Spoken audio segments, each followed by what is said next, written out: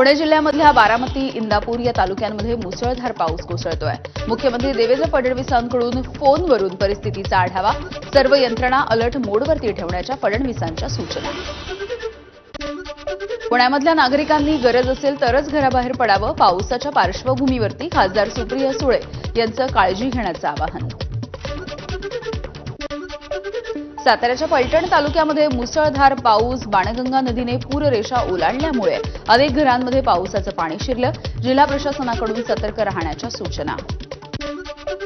साताऱ्याच्या फलटणमधील फळांचं गाव म्हणून ओळख असलेल्या धुमाळवाडीमध्ये 24 तासात 251 मिलीमीटर पावसाची नोंद, पाझर तलाव सुद्धा तुडुंब भरला। साताऱ्याच्या फलटणमध्ये मुसळधार पावसामुळे कोळकी रस्त्यावरच्या ओढ्याला पूर आलाय। पुलावरून जात असताना दुचाकीस्वार थोडक्यात बचावला, स्थानिकांनी तात्काळ दुचाकीस्वाराला पुराच्या पाण्यामधून बाहेर काढलं। साताऱ्यामधल्या माणमध्ये पावसाची दमदारपणे हजेरी, अनेक रस्ते पाण्याखाली, पुलावरती पाणी आल्यामुळे अनेक गावांचा संपर्क तुटला। पंढरपूर, माळशिरस आणि सांगोला तालुक्याला मुसळधार पावसानं झोडपलं, पाण्याची पातळी वाढू लागल्यामुळे बंधाऱ्यांची दारं जेसीबीच्या सहाय्याने काढण्याला सुरुवात झाली आहे।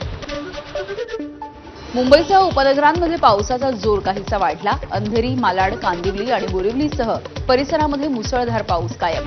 पावसाचा जोर कायम राहिला तर वाहतुकीवरती परिणाम होण्याची शक्यता।